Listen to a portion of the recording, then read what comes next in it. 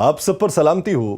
شہباز راجہ کا لکھا ہوا ہے، ہو کا عالم ہے فضا میں، آسماں خاموش ہے، العطش کی ہے صدا لیکن جہاں خاموش ہے، ہر طرف ہے دشمنوں کے لشکروں کا شور و غل، خانوادہ نبی کا کارواں خاموش ہے، جس جگہ بولیں گے سبط مصطفیٰ بولیں گے ہم، جس جگہ خاموش ہیں اپنی زباں خاموش ہے، ہم عزاداروں کے دل میں خون کی صورت ہے رواں، تم سے کس نے کہہ دیا یہ داستاں خاموش ہے، کس کا بچہ رو رہا ہے تشنگی کے ضبط سے، کون یہ ریگے تپاں پہ نوجواں خاموش ہے، دین حق کا پاسباں شہباز دشت خون میں، نرغائے اہل جفا کے درمیاں خاموش ہے۔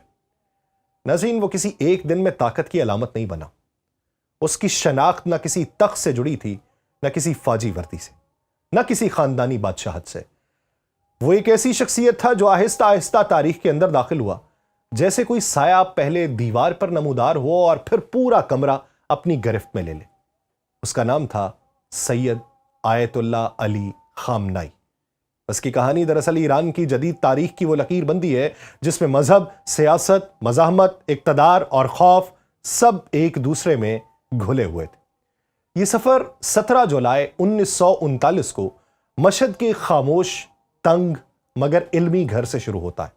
ایک ایسا گھر جہاں دولت نہیں تھی لیکن کتابیں تھیں، جہاں عیش نہیں تھا مگر سوال کرنے کی آزادی تھی۔ خامنائی کے والد سید جواد خامنائی سخت گیر مگر اصولی عالم دین تھے۔ سادگی ان کے مزاج کا حصہ تھی اور یہی سادگی ان کے بیٹے کی رگوں میں اتر گئی۔ بچپن ہی میں مدرسے کا راستہ اختیار کیا، مگر یہ وہ طالب علم نہیں تھا جو صرف سبق رٹتا تھا۔ اس کی دلچسپی مذہب کے ساتھ ساتھ دنیا کے نظام کو سمجھنے میں بھی تھی۔ نوجوانی تک پہنچتے پہنچتے آیت اللہ علی خامنائی صرف فقہ اور تفسیر تک محدود نہیں رہے۔ فارسی ادب، عربی شاعری، تاریخ، فلسفہ اور پھر مغربی نظریات، وہ لینن کو بھی پڑھتے تھے، سوشلسٹ فکر کو بھی سمجھتے تھے اور ساتھ ہی شیعہ سیاسی نظریے کو بھی۔ یہی امتزاج آگے چل کر انہیں ایک عام عالم کی بجائے ایک سیاسی مفکر بناتا ہے۔ 1960 کی دہائی میں ایران میں ایک عجیب تضاد کا شکار تھا۔ شاہ کی حکومت بظاہر مضبوط، معیشت میں سرمایہ، فوج میں طاقت، مگر اندر سے کھوکھلی۔ مذہبی طبقہ کچلا جا رہا تھا، سیاسی اختلاف جرم تھا اور امریکہ کی سرپرستی نے شاہ کو بے خوف بنا دیا تھا۔ انہی حالات میں کم سے ایک آواز اٹھی، روح اللہ خمینی کی آواز۔ خامنائی اس آواز کے قریب جاتے ہیں، پہلے ایک شاگرد کے طور پہ، پھر ایک سپاہی کے طور پہ۔ یہ وہ وقت تھا جب خامنائی کی زندگی میں جیل، تشدد اور نگرانی داخل ہوئی۔ ساواک نے انہیں کئی بار گرفتار کیا، قید تنہائی، جسمانی تشدد، نفسیاتی دباؤ، لیکن یہ سب انہیں توڑنے کی بجائے سخت بناتا ہے۔ وہ جیل میں بھی لکھتے ہیں، سوچتے ہیں، منصوبے بناتے ہیں، اور یہی وہ مرحلہ تھا جہاں ان کے اندر اقتدار کی خواہش نہیں بلکہ نظام بدلنے کا تصور پختہ ہوتا ہے۔ 1979 شاہ کا تخت گرتا ہے، خمینی ایران واپس آتے ہیں، انقلاب کامیاب ہوتا ہے۔ اس لمحے خامنائی کوئی مرکزی کردار نہیں تھے، مگر وہ ان لوگوں میں شامل تھے جنہوں نے یہ انقلاب زمین پہ اتارا۔ انہیں نظام میں ذمہ داریاں ملتی ہیں، پہلے میڈیا اور ثقافتی محاذ، پھر سیاست۔ 1981 میں ایک ایسا واقعہ پیش آتا ہے جو ان کی زندگی کا رخ بدل دیتا ہے۔ ایک مسجد میں تقریر کے دوران بم دھماکہ ہوتا ہے، خامنائی شدید زخمی ہو جاتے ہیں، ایک بازو ہمیشہ کے لیے متاثر ہو جاتا ہے، اور یہ حملہ صرف جسم پہ نہیں ذہن پر بھی اثر چھوڑتا ہے۔ وہاں سے ان کی شخصیت میں سختی، احتیاط اور بدگمانی کا عنصر گہرا ہوتا ہے۔ اسی سال وہ ایران کے صدر منتخب ہو جاتے ہیں۔ یہ ایک عجیب صدارت تھی، ایک طرف ایران عراق جنگ، دوسری طرف خمینی کی بالادستی۔ خامنائی ایک انتظامی صدر تھے اور اصل طاقت خمینی کے پاس تھی، لیکن اس دور نے انہیں ریاست چلانے کا ہنر سکھایا۔ فوج، انٹیلیجنس، معیشت، سفارتکاری، سب کچھ قریب سے دیکھا۔ 1989 میں خمینی کا انتقال ہوتا ہے۔ وہاں تاریخ ایک نازک موڑ لیتی ہے۔ ایران کو نیا رہبر چاہیے۔ خامنائی اس وقت آیت اللہ کے درجے پر بھی پورے نہیں اترتے تھے، مگر طاقت کے مراکز، پاسداران انقلاب اور سیاسی اشرافیہ کا اتفاق انہیں اس منصب تک لے آتا ہے۔ یوں ایک صدر سپریم لیڈر بن جاتا ہے۔ وہاں سے آیت اللہ علی خامنائی کی اصل کہانی شروع ہوتی ہے۔ انہوں نے آہستہ آہستہ پورے نظام کو اپنے گرد سمیٹنا شروع کیا۔ فوج کو نظریاتی بنایا، عدلیہ کو وفادار کیا، میڈیا کو کنٹرول میں لیا اور سیاست کو اس حد تک محدود کیا کہ اختلاف زندہ رہے مگر بے اثر ہو جائے۔ انہوں نے ایران کو صرف ایک ملک نہیں، ایک نظریہ بنایا۔ امریکہ ان کے نزدیک شیطان بزرگ ٹھہرا، اسرائیل ایک ناجائز ریاست اور مزاحمت ایک مقدس فریضہ۔ حزب اللہ، حماس، حوثی، عراقی ملیشیاز، یہ سب ایک وسیع حکمت عملی کے مہرے بنے۔ براہ راست جنگ کی بجائے پراکسی وار، کھلے تصادم کی بجائے طویل صبر۔ داخلی طور پہ خامنائی کا نظام سخت تھا، احتجاج برداشت نہیں کیے جاتے تھے، اختلاف کو سازش کہا جاتا تھا، ریاستی بیانیے سے ہٹنا خطرناک ہو جاتا تھا، مگر اسی سختی نے نظام کو گرنے نہیں دیا۔ پابندیاں آئیں، دباؤ بڑھا، مگر ریاست قائم رہی۔ آج آیت اللہ علی خامنائی صرف ایران کے رہبر نہیں ہیں، وہ ایک عہد ہے۔ ان کے فیصلے مشرق وسطیٰ کی سمت بدل دیتے ہیں۔ ان کی خاموشی بھی پیغام ہوتی ہے، اور ایک جملہ بھی۔ وہ کیمروں کے سامنے کم آتے ہیں مگر فائلوں میں، جنگی منصوبوں میں، سفارتی نقشوں میں، ہر جگہ پر موجود ہوتے ہیں۔ آیت اللہ علی خامنائی کو امریکہ کیوں بدلنا چاہتا ہے؟ اس سوال کا جواب کسی ایک پالیسی پیپر یا کسی ایک صدر کے بیان میں نہیں ملتا۔ یہ دشمنی ایک دن کی نہیں، 4 دہائیوں کے اوپر محیط ہے۔ یہ محض ایک شخص سے اختلاف نہیں، بلکہ ایک ایسے نظام سے تصادم ہے جو امریکی عالمی ترتیب کو چیلنج کرتا ہے۔ خامنائی امریکہ کے نزدیک اس لیے خطرہ نہیں کہ وہ فوج کے اوپر کمانڈ رکھتے ہیں، بلکہ اس لیے ہے کہ وہ ایک ایسی سوچ کی علامت ہے جو امریکی بالادستی کو ماننے سے انکار کرتی ہے۔ امریکہ کی نظر میں ایران اس وقت قابو سے باہر ہوا جب انقلاب کے بعد خامنائی جیسے لوگ نظام کے مرکز میں آ گئے۔ وہ نہ صرف واشنگٹن کی بات ماننے کو تیار تھے، نہ اسرائیل کو تسلیم کرنے پر آمادہ، اور نہ ہی مشرق وسطیٰ کو امریکی مفادات کی چراگاہ سمجھتے تھے۔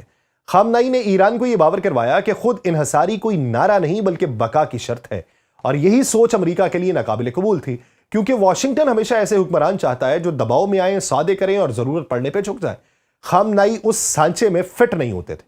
آیت اللہ علی خامنائی کی طاقت کا اصل سرچشمہ کوئی ایک ادارہ نہیں بلکہ پورا نظام ہے جو ان کے گرد ترتیب دیا گیا۔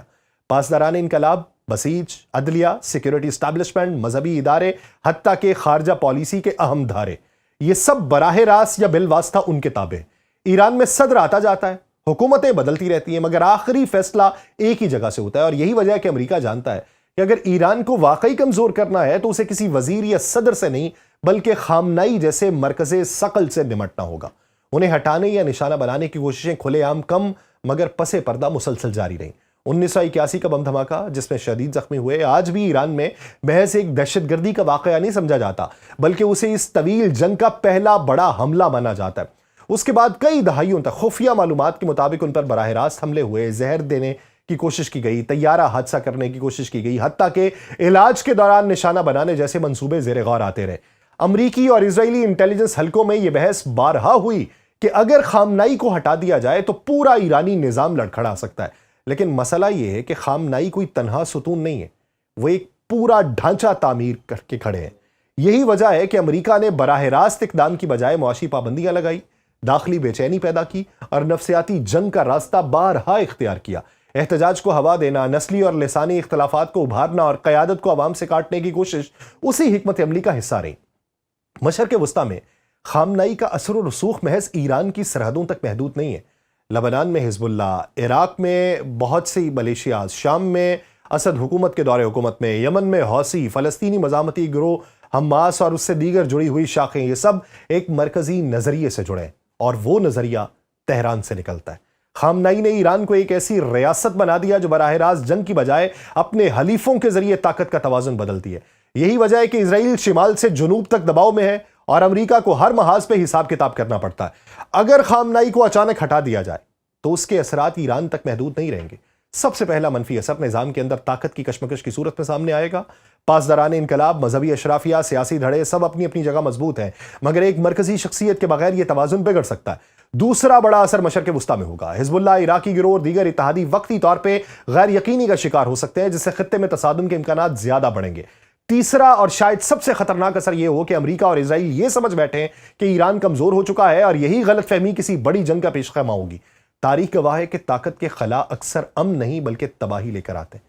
اسی خطرے کو مد نظر رکھتے ہوئے خامنائی نے قیادت کا معاملہ کبھی قسمت پہ نہیں چھوڑا۔ ایران میں جانشینی کا عمل بظاہر مجلس خبرگان کے پاس ہے، مگر عملی طور پہ چند نام برسوں سے زیر غور ہیں۔